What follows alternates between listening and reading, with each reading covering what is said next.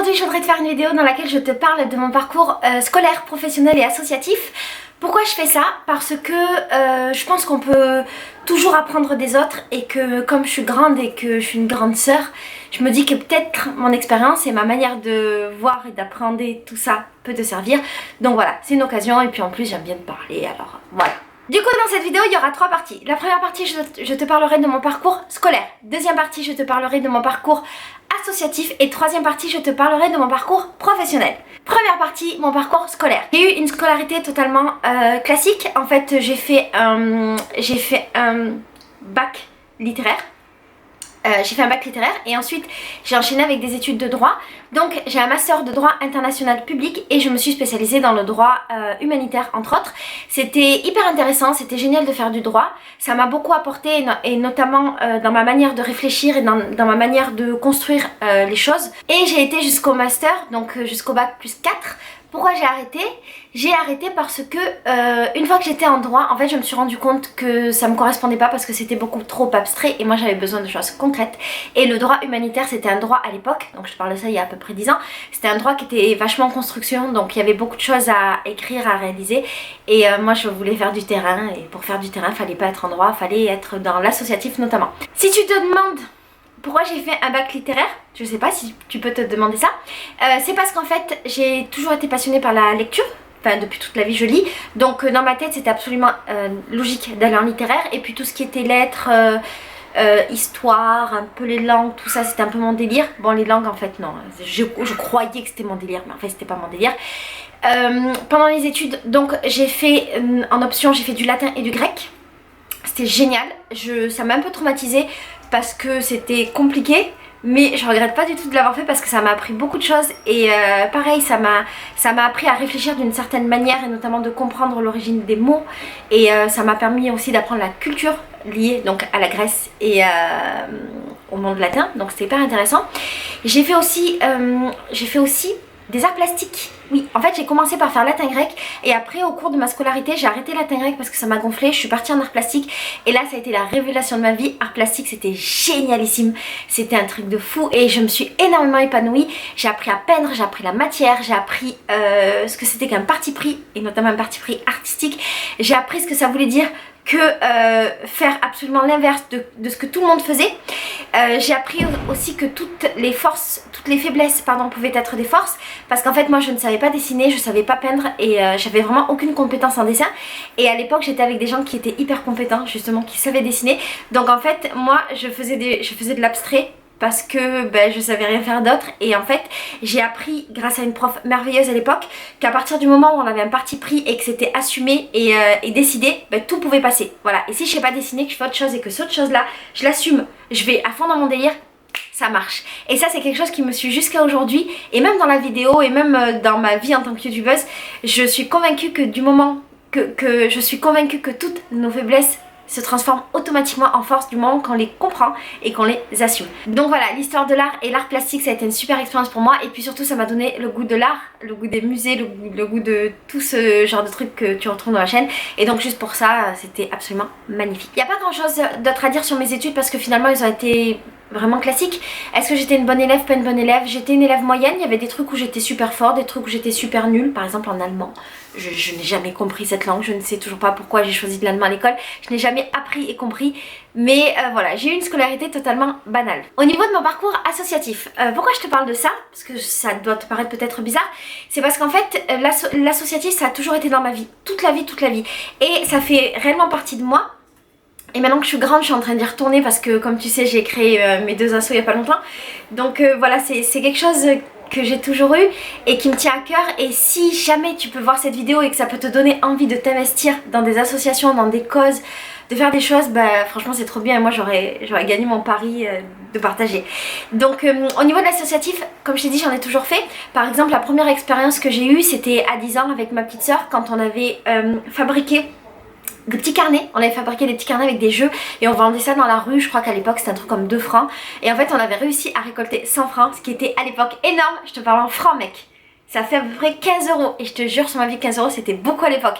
Donc on avait réussi à récolter à peu près 100 francs et avec ces 100 francs on avait acheté des cadeaux dans un magasin qui s'appelait Tout à 10 francs. Donc on avait acheté à peu près 10 cadeaux Quand on avait ramené à l'association des handicapés de France, et en fait on avait organisé une journée avec des enfants handicapés et on leur avait offert les cadeaux. C'était une expérience qui était géniale parce que ça a été la première fois que j'ai été confrontée au monde de l'association, où j'ai dû aller dans une asso, démarcher, présenter un projet, réaliser un projet, voilà. Et puis j'ai été confrontée au monde du handicap, ce que j'ai beaucoup aimé parce que ça m'a donné une ouverture d'esprit de malade. Donc ça a été ma première expérience. Ensuite toute la vie j'ai fait de l'associatif, je vais te les donner pas forcément dans l'ordre parce que j'ai la flemme de réfléchir. Mais en gros j'ai été bénévole pour l'association Solancy. C'est une association qui s'occupe des gens qui ont le sida et notamment des mamans qui ont des enfants, donc des enfants qui ont le sida ou pas. Et j'ai beaucoup de chance parce que j'étais une des filles les plus jeunes de France, je crois même la fille la plus jeune de France à pouvoir suivre une formation par Solancy. Donc j'avais à l'époque 16 ou 17 ans, un truc comme ça. Et normalement c'était un truc accessible qu'aux majeurs et moi j'avais pu le faire avec des adultes. Et j'avais appris à peu près tout ce qui peut s'apprendre sur le sida, les tenants, les aboutissants, comment on vit avec quand on est une maman, à quel problème on est confronté. C'était absolument passionnant. Encore une fois ça m'a permis d'avoir une ouverture d'esprit de fou. Et au sein de l'association, moi je gardais des enfants. Donc je pouvais pas faire de l'accompagnement de gens malades parce que j'étais beaucoup trop jeune forcément. Mais par contre je gardais des enfants et je ne savais pas quel enfant était malade ou pas. Et c'était hyper intéressant de pouvoir avoir cette expérience. J'ai été aussi bénévole pour le secours populaire. Ça je crois que j'étais vachement plus jeune, je vais avoir 15 ans. Et en fait à l'époque ce que je faisais c'est que j'étais chargée d'aller vendre des bracelets dans les commerces et dans la rue pour récolter de l'argent, et cet argent aider des enfants à partir en vacances. C'était trop bien. J'allais aussi dans les magasins, tu sais, avec le truc là où le pot où tu demandes des sous aux gens. Je faisais ça, je me faisais envoyer chier par tout le monde. C'était génial aussi comme expérience parce que ça m'a vraiment enlevé toute la timidité qu'il pouvait y avoir dans mon corps et tous les trucs où t'as honte de faire des choses, où t'es gênée, tout ça a été balayé complètement à cette époque. Ce que j'ai fait aussi chez eux, c'est que j'ai créé une bibliothèque et ça c'était pour moi un truc fabuleux parce que tu sais, mon amour des livres, et en gros ils avaient des tonnes de livres, ils savaient pas comment faire et donc voilà, j'ai créé ma bibliothèque, c'était merveilleux. J'ai été bénévole aussi au secours catholique. Et en fait au sein du secours catholique, ce que je faisais c'est que j'aidais à l'organisation des petits déjeuners pour les SDF le matin. Donc je te parle de ça, je devais avoir 15-16 ans aussi à l'époque, j'étais très mineure. Donc je faisais le petit déjeuner pour les SDF, c'était hyper bien. Donc en fait on les accueillait, on leur donnait le petit déj, on leur donnait de quoi aller se laver, de quoi aller se préparer. Et ça m'a appris à être humble énormément, ça m'a donné beaucoup de valeurs et je pense des bonnes valeurs. Donc c'était une super expérience. Et ce que j'ai fait aussi chez eux, c'est que j'étais dans le magasin du secours catholique. Et donc le magasin, ça veut dire qu'on reçoit les vêtements, qu'on les trie, qu'on les lave, qu'on les plie et qu'on les vend aux gens qui sont nécessiteux. Donc à l'époque c'était des habits qu'on vendait rien du tout, genre quelques centimes, quelques francs. Et là pareil, c'était une super expérience et c'était ma première expérience de vente qui m'a vachement aidée aussi après. J'ai été aussi bénévole à la soupe populaire et c'était le soir à Marseille et en fait je donnais la soupe populaire au SDF. C'était hyper intéressant, j'avais je crois 18 ans, c'était entre les 18-19 ans. C'était hyper intéressant mais ça n'a pas été une super expérience pour autant parce qu'en fait je l'ai fait pas très longtemps parce que j'étais une jeune fille, que c'était la nuit, c'était des hommes, que je pouvais les revoir après dans la rue, c'était un petit peu compliqué. Donc voilà, ça a été notre expérience qui m'a... Pardon. C'est un truc à sonner, qui m'a apporté aussi beaucoup de valeurs et qui m'a fait prendre conscience aussi de ce que c'était le monde des SDF que je ne connaissais pas. Donc très bonne expérience également. Quand j'étais au lycée, je sais plus si j'étais présidente ou membre, je crois que j'étais présidente de l'association humanitaire du lycée. Je faisais ça avec mes potes et avec des profs et on avait monté des projets humanitaires qui étaient trop cool, comme notamment une récolte de jouets pour les enfants malades de la Timone à Marseille, les enfants qui ont notamment des cancers. Et on avait récolté aussi des produits d'hygiène pour envoyer en Afrique je crois. C'était très très bien et c'était une de mes premières expériences où je montais un projet de A à Z et on le faisait avec les gens. Et à l'époque je me souviens, je passais dans les classes, donc dans toutes les classes du lycée où j'étais, sachant que j'étais dans un lycée où il y avait beaucoup de classes professionnelles et beaucoup de mecs et c'était vachement la honte pour moi à l'époque, mais je devais passer dans toutes les classes pour présenter le projet. Et là pareil, ça m'a appris à parler en public, ça m'a appris à parler avec les gens et à dépasser ma timidité, que je n'ai plus d'ailleurs, que je n'ai plus depuis très très longtemps. Et c'était une super expérience. Quand j'ai eu la vingtaine, j'ai créé avec des amis une association qui s'appelait Turn à 13. Et en fait dans cette association, on aidait des jeunes filles. Donc c'était une asso de pom-pom girl. Et on était donc une troupe de danse. On allait partout dans la France et même à l'étranger pour pouvoir danser. J'ai dansé notamment pour les 24 heures du Mans. J'ai dansé pour des championnats du monde de boxe, pour des championnats de France de rugby. J'ai fait des trucs assez exceptionnels pendant cette période-là. Et voilà, le but c'était de danser, d'être pom-pom girl et d'aider les jeunes filles qui venaient dans notre asso. Et c'était aussi une expérience absolument fabuleuse fabuleuse. J'ai fait ça pendant je crois 2 ans. Et ensuite j'ai quitté l'asso, mais l'asso existe toujours et mon ami l'a toujours. Et d'ailleurs si tu veux être pom-pom girl, que t'es jeune, ou si tu veux que tes enfants soient pom-pom girl à Marseille, je te mets les coordonnées en barre d'infos. Et si j'oublie tu me le dis. J'ai aussi fait quand j'étais plus jeune du soutien scolaire. C'était une super expérience parce qu'en fait c'était un moyen d'être avec des enfants et c'était vraiment fabuleux. Je me souviens que j'avais un petit garçon et que je lui faisais des blagues pour lui apprendre des trucs. Et là aussi c'était une très bonne expérience et si t'as l'occasion de le faire, fais-le. Le soutien scolaire aux jeunes c'est absolument magnifique.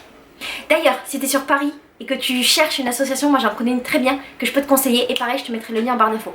Et ma dernière expérience dans le milieu associatif, donc c'est il n'y a pas longtemps en tant qu'adulte, c'était dans une association de soins palliatifs. Alors en fait mon idée c'est que je voulais faire de l'accompagnement des personnes en fin de vie. C'est toujours mon idée d'ailleurs, c'est toujours un de mes rêves et une chose que je veux faire dans ma vie. Et donc j'ai suivi plusieurs formations pour pouvoir faire de l'accompagnement, pour pouvoir apprendre la communication non verbale, pour pouvoir apprendre à communiquer aussi sans parler avec les gens, pour apprendre voilà. Ça. C'était une expérience génialissime, les formations étaient super et en fait malheureusement ça s'est pas concrétisé parce que en gros l'association a trouvé que j'étais quand même trop jeune pour aller avec des personnes en fin de vie, mais je n'ai pas dit mon dernier mot et quand je serai plus grande je le ferai avec plaisir parce que j'adore ça et que ça me passionne. Voilà, là je t'ai fait en bref à peu près tout mon parcours associatif. Il y a eu plein d'autres choses auxquelles j'ai pas pensé. Si je t'en parle c'est pas pour me faire mousser, pour dire genre ouais c'est super j'ai fait des trucs. C'est surtout pour te montrer qu'à tous les âges en fait on peut faire des choses, on peut être bénévole ou on peut participer à des associations. Le tissu associatif est dense, il est passionnant, il est intéressant. On y rencontre des gens complètement ouf, des gens avec des parcours de vie magnifiques. C'est un milieu dans lequel il est très facile de s'épanouir. Et si je peux te donner un conseil, quel que soit ton âge, va dans des assos, fréquente-les ou sois bénévole, mais va dans des assos, tu rencontreras du monde et tu apprendras des choses chaque jour. C'est vraiment une belle expérience, quelle que soit l'association, même si c'est une association sportive, c'est toujours une belle expérience d'être dans ce type de milieu. Donc fonce! Maintenant, au niveau de mon parcours professionnel, j'ai fait tellement de choses, je pourrais t'en parler toute la vie.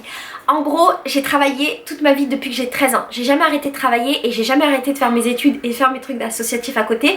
Donc comme tu vois, j'ai toujours été un petit peu hyperactive et ça se confirme encore maintenant en tant qu'adulte. Et oui, j'ai toujours travaillé. C'était important pour moi pour 2 raisons. La première, c'est que je voulais avoir de l'expérience pour le jour où j'arriverai dans le milieu professionnel. Et c'était hyper important et c'est ce que je dis à mes frères tous les jours et c'est ce que je te dis en tant que jeune. Et de l'expérience, fais des trucs même si c'est pourri, fais. Ça c'était le premier. Et la deuxième raison pour laquelle j'ai fait autant de choses, c'est parce que je viens d'une famille pauvre et que nous on avait besoin d'argent et donc en tant que grande sœur, j'avais une responsabilité sur mes frères et sœurs et vis-à-vis de ma mère de ramener de l'argent à la maison. Donc voilà, j'ai toujours travaillé pour ramener de l'argent et mes premiers salaires allaient pour la maison. 13 ans, le premier truc que j'ai fait c'était ramasseuse de myrtilles. En fait le délire c'est que j'allais dans les champs, donc c'était un... Je sais pas qui venait nous chercher, franchement c'est trop, je me souviens pas. Mais je me souviens qu'on était plein de jeunes et qu'en fait on allait dans les champs, on devait ramasser des myrtilles. Et à l'époque on devait ramasser un seau de 10 kilos de myrtilles et on était payé 10 euros. 10 euros mec. Et dans la journée, moi j'arrivais à ramasser qu'un seul seau. Si je faisais 2 seaux c'était genre exceptionnel. Donc on était payé une misère, on était sous le cagnard. Il faisait chaud, il y avait des bêtes, il y avait des araignées, mais c'était une expérience géniale parce que c'était mes premiers sous que j'ai gagnés et j'étais hyper fière, hyper fière de moi et j'avoue que c'est ce qui m'a motivée à continuer à travailler, ce truc de gagner de l'argent. Donc ça c'était quand j'avais 13 ans. Après j'ai travaillé à partir de mes 15 ans, donc j'étais au lycée en seconde et j'avais trouvé un petit boulot dans une boulangerie et en gros à la fin des cours il fallait que j'aille à la boulangerie pour aider la boulangère à vendre les bonbons du collège et des collégiens, des lycéens qui venaient dans sa boulangerie. Pardon, je suis pas très claire, mais en gros, les jeunes venaient, il y avait du monde, fallait l'aider à compter les bonbons. Et je travaillais un quart d'heure et j'étais payée à l'époque 10 francs le quart d'heure. J'étais tellement heureuse d'avoir ce boulot, c'était merveilleux pour moi. D'autant que la boulangère, elle était tellement gentille, c'était ma deuxième maman de l'époque. Et ce que je faisais, c'est qu'une fois que j'avais terminé le travail, j'allais directement à la Fnac et j'achetais un Librio. Je sais pas si tu te souviens, c'est les livres qui étaient à 10 francs, qui sont maintenant à 1,50 € je crois, qui étaient à 10 francs. Donc là, à cette époque, mon argent partait là-bas. Et ce qui est trop cool, c'est que comme j'arrivais en fin de journée, la boulangère me donnait les pains au chocolat et les croissants et tous les trucs qui restaient. Et c'était génial parce qu'après, j'allais les redistribuer à mes potes clochards qui habitaient à Pau, enfin qui habitaient. Et après j'allais les redistribuer à mes potes SDF qui étaient à Pau, donc c'était trop bien. Et puis aussi je ramenais des trucs à la maison pour ma famille. Ça c'était ma première expérience dans la boulangerie. Ensuite j'ai eu genre l'évolution de ouf de la boulangerie parce que elle m'a fait travailler le midi. Du coup je travaillais le midi et je travaillais le soir, donc le midi pendant l'heure de la pause du lycée. Moi j'allais bosser et c'était pour moi une opportunité de malade parce qu'à l'époque j'étais méga pauvre, mais genre pauvre de ouf, et je n'avais pas d'argent pour m'acheter à manger et je n'avais pas la cantine. Donc mon moyen de manger c'était de frauder la cantine. Oui. En fait il y avait mes potes qui n'allaient pas à la cantine, qui me donnaient leur carte et moi j'allais manger, ou bien ils m'ont ramené du fromage et du pain. Pas pour faire la clocharde que je te dis ça, mais pour te dire j'ai bien galéré à l'époque. Et donc c'était une super opportunité parce qu'en fait je pouvais travailler et je pouvais manger gratos vu que j'avais mon sandwich. Et surtout elle me donnait toujours des restes que je pouvais ramener également. Donc tous les gens qui m'avaient offert la cantine, je leur ramenais des trucs après. C'était trop bien. Ça c'était ma grande évolution sociale de la vie quand j'avais 15 ans. Ensuite, j'ai eu plein de petits boulots. Quand je suis arrivée sur Marseille, j'ai eu plein de petits boulots un petit peu de bordel, mais c'était quand même trop bien. Par exemple, j'ai été vendeuse de lunettes à la sauvette sur la Canebière. C'était tellement marrant. En gros, t'as vu les mecs là qui mettent des trucs par terre et qui vendent des choses, et s'il y a la police, faut partir en courant. Ben, un mec il m'avait embauché pour travailler avec lui. Mais moi j'étais trop heureuse à l'époque. Je devais avoir un truc comme 16-17 ans. Et il me payait 15 € la journée entière pour vendre des lunettes avec lui. Mais j'avoue j'étais contente, j'étais trop heureuse. J'ai fait ça. Après j'ai travaillé dans plein de magasins boui-boui en tant que vendeuse pendant je crois 2-3 ans, un truc comme ça. Je travaillais tout le temps partout, dans tous les magasins du centre-ville, mais tu sais les magasins un peu clando là du centre-ville de Marseille. J'ai travaillé dans plein de trucs comme ça. Ensuite, quand j'ai été majeure, j'ai pu avoir des vrais boulots, donc des boulots déclarés dans des vraies sociétés. Et là, j'ai travaillé à la Gare Saint-Charles. Et la Gare Saint-Charles, c'était une super expérience parce que j'ai travaillé chez Häagen-Dazs. Donc c'était le même groupe en fait. C'était tout un groupe qui avait plein de boutiques. Et j'ai travaillé chez Häagen-Dazs pendant super longtemps. Et là-bas, en fait, je gérais une boutique, j'étais toute seule. Je devais tout gérer de A à Z, c'est-à-dire les commandes, les pertes, le stock, faire les caisses, gérer les clients et compagnie. C'était une expérience géniale et qui m'a énormément aidé pour après. Et puis surtout, je n'ai jamais autant mangé de glace de ma vie. Et j'ai vachement grossi à cette époque tellement je mangeais des glaces toute la journée. Et surtout de ouf, ce qui était génial, c'est que toutes les glaces qui étaient périmées, donc si un gros pot de je sais pas combien de kilos, il était ouvert et qu'au bout d'un mois il n'était pas terminé, il était périmé et j'étais censée le jeter, mais moi je les jetais jamais les pots. J'appelais ma famille et il y avait toujours des gens de ma famille qui venaient, notamment mes frères et sœurs, qui venaient chercher les pots. Et donc j'ai travaillé chez eux peut-être 1 an et demi, 2 ans. Pendant 1 an et demi, 2 ans, on a mangé à bloc des glaces à Häagen-Dazs. J'avoue, juste pour ça c'était génial. Mais ce qui était compliqué, c'est que mon employeur me faisait un contrat journalier. C'était une grosse arnaque du monde du contrat, je sais même pas si ça existe encore. Et en fait tous les jours je signais mon contrat, ce qui voulait dire qu'il pouvait me virer du jour au lendemain. Et ça c'est pas du tout un bon plan au niveau du stress du travail. Ce que j'ai fait aussi, c'est que à cette époque j'ai travaillé dans toutes les boutiques de vente de sandwichs de la gare. C'était hyper bien parce que pareil, j'étais toute seule dans mes boutiques, je devais gérer mes stocks et tout, et j'aimais énormément avoir des responsabilités. Et j'ai travaillé aussi dans la cafétéria, l'ancienne cafétéria de la gare Saint-Charles. Et ça a été une expérience qui était vraiment fabuleuse parce que pour le coup j'étais avec des gens, j'étais avec une équipe. Et de mémoire c'était une des seules fois où j'avais vraiment été avec des équipes et notamment des adultes. Et surtout mon travail là-bas consistait à ramasser des plateaux. Donc quand les gens mangeaient, je ramassais le plateau et je nettoyais les tables. Donc vraiment le métier qui pourrait paraître le plus pourri du monde. Et à cette époque, surtout, on me disait souvent que j'étais beaucoup trop jolie pour travailler là-bas. Et en fait, pour moi, ça a été une grosse révélation qu'on me dise ce genre de choses, parce que j'ai vraiment compris que c'était la plus grosse erreur du monde que de croire qu'on était trop jolie ou trop intelligente pour travailler quelque part.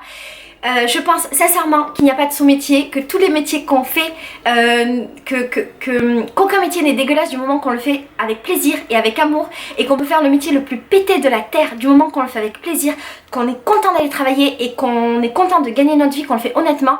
Il n'y a pas de métier pourri. Donc le truc d'être trop jolie pour travailler, c'était vraiment la chose la plus pourrite qu'on m'ait dit dans ma vie.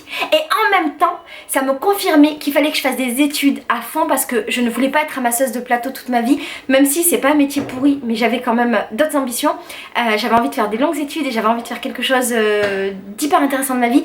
Donc voilà, j'étais entre ces deux trucs et ça a été très formateur pour moi. Très formateur. Après, quand je suis rentrée à la fac, j'ai eu la chance de travailler chez Zara. J'ai travaillé chez eux, je crois, 2 ans.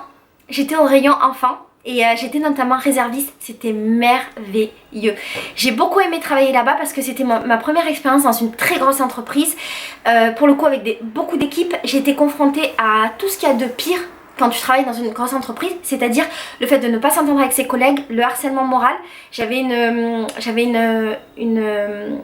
responsable qui me harcelait, qui harcelait toute son équipe, qui me faisait pleurer très régulièrement. J'ai eu l'expérience aussi de comment défendre ses droits, parce que une des filles de mon rayon a mené une action, donc une action pour harcèlement moral envers cette personne, et on y a tous participé, et j'ai compris en fait qu'on avait des droits. Et comme j'étais à la fac de droit à l'époque, ça m'a confrontée, ça m'a confirmé que j'avais envie de faire ce genre de choses, de défendre l'autre et de me défendre. Donc c'était une super expérience. Ce qui avait de génial chez Zara, c'est que comme je t'ai dit, c'était une grosse entreprise et que j'ai découvert le vrai monde du travail.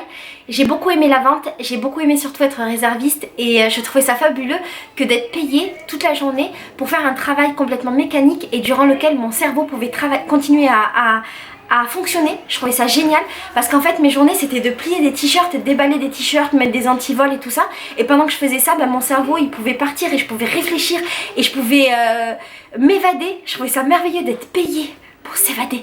Donc voilà, Zara c'était une très bonne expérience. Ensuite j'ai travaillé toujours pendant mes études, pendant mes 4 ans d'études, j'ai travaillé comme secrétaire. C'était hyper intéressant parce que j'ai découvert ce que c'était qu'être une secrétaire avec un homme sexiste et misogyne pour patron. Ça a été très formateur aussi parce que ça m'a énormément donné envie de faire des études, ça m'a énormément donné envie d'être une patronne et de ne plus avoir de patrons, et notamment d'hommes patrons et d'hommes au-dessus de moi qui me commandent. Ça a été dur aussi parce que mon patron, ça s'est super mal terminé avec mon patron, on s'est traité de tous les noms, notamment moi. Et ça c'était un réel plaisir.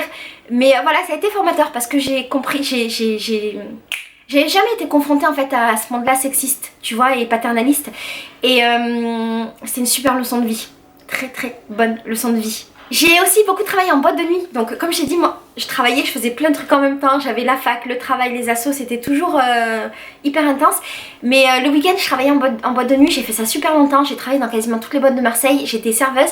Et là pareil, ça a été hyper enrichissant pour moi de travailler en boîte, parce que j'ai découvert le milieu de la nuit, parce que j'ai découvert le milieu de la drogue, le milieu de l'alcool auquel je n'ai jamais adhéré. Et je suis hyper fière de ne pas y avoir adhéré.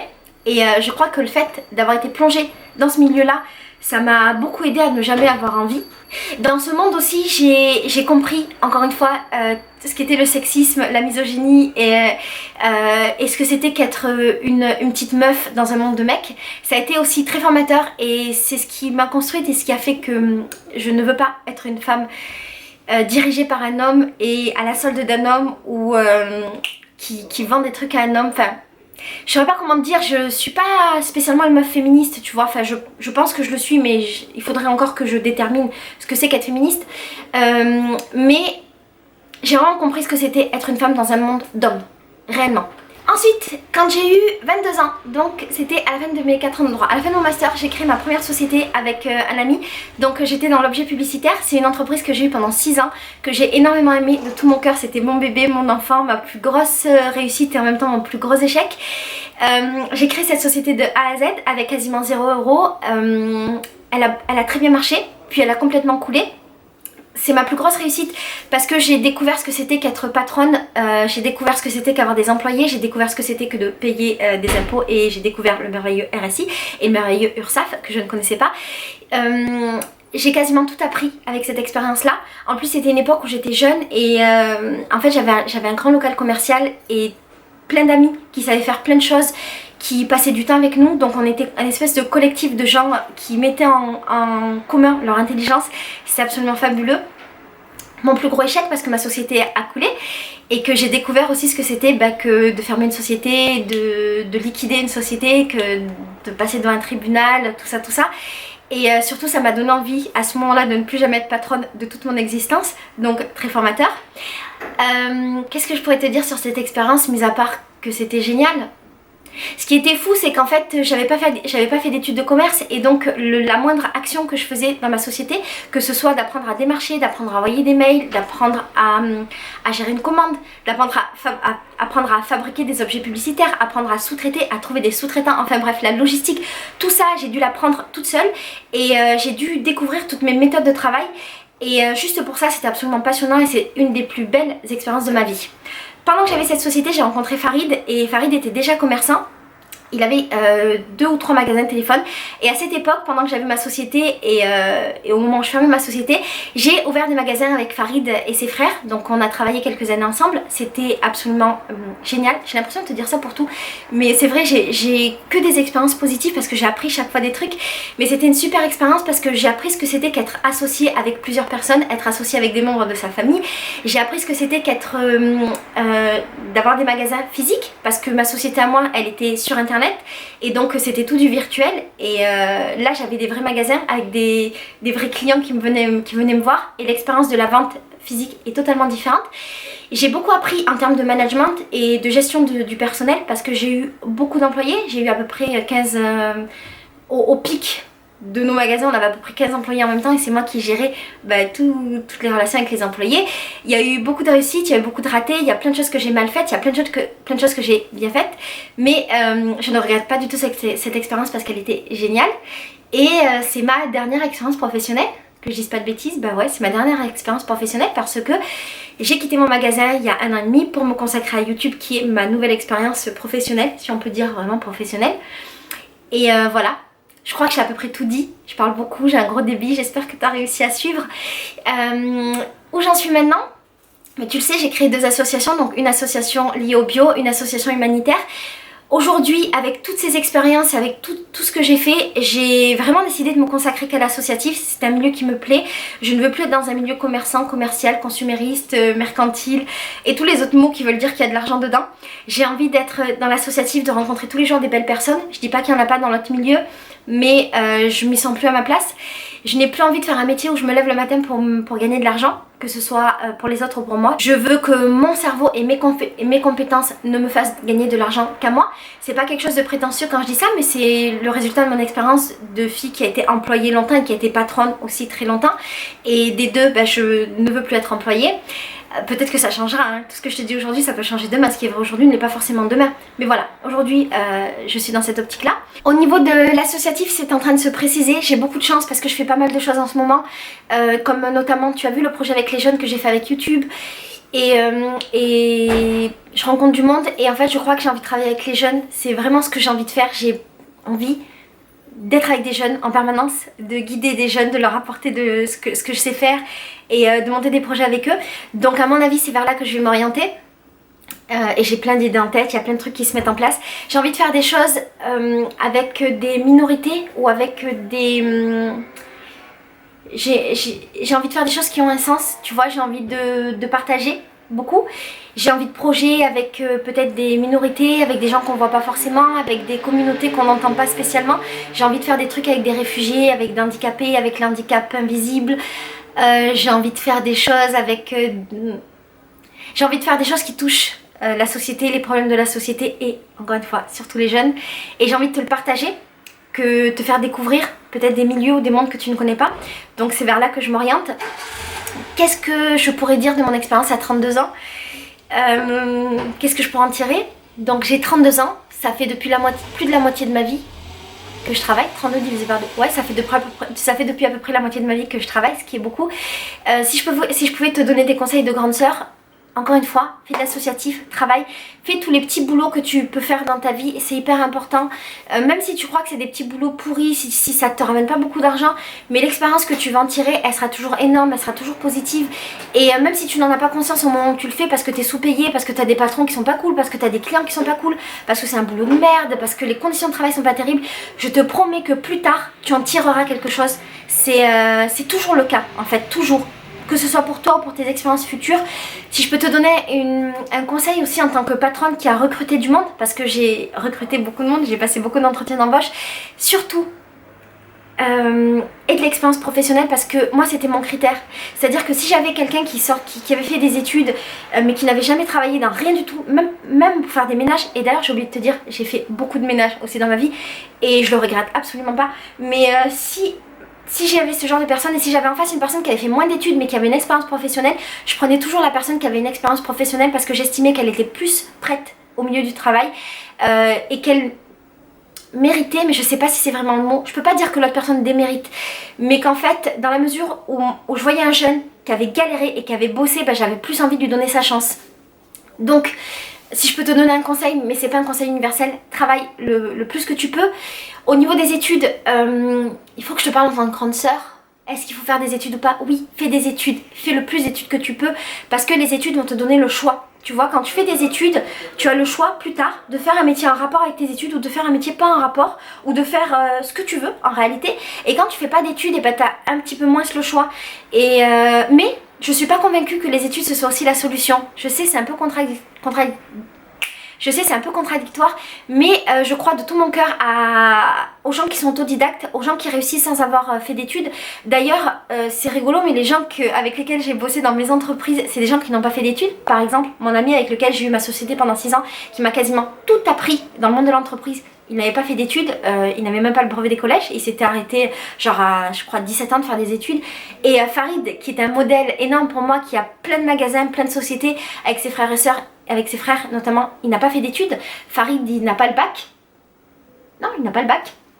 Il a tout appris tout seul et je suis persuadée qu'on peut aussi tout apprendre. Mais il faut le faire, il faut avoir la volonté et l'envie de le faire. Donc soit fais des études, soit fixe-toi des objectifs si tu n'es pas fait pour les études, ce que je peux comprendre. Ou si les études qu'on te propose ne sont pas faites pour toi, ça peut ne pas être adapté à toi, ça va pas être dans un sens. Mais si c'est le cas, fixe-toi des objectifs et il faut que tu saches ce que tu veux faire dans la vie. Ne reste pas dans l'inaction, ne laisse pas le temps passer parce que le temps passe très très vite et qu'il faut que tu remplisses ta tête de connaissances. Voilà, tu pourras pas revenir en arrière et un jour tu te rendras compte que tu as perdu du temps et c'est terriblement dommage. Voilà.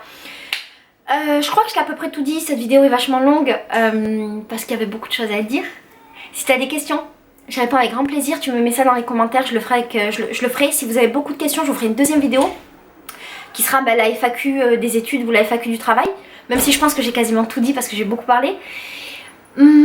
Voilà, je te fais des gros bisous, je t'aime très fort, fais des études, va dans des associations, fais du sport, rencontre des gens, lis des livres, cultive-toi, c'est le plus important. C'est les seuls conseils que je peux te donner en tant que grande sœur, en tant qu'amie, en tant que fille plus grande, en tant que fille moins grande.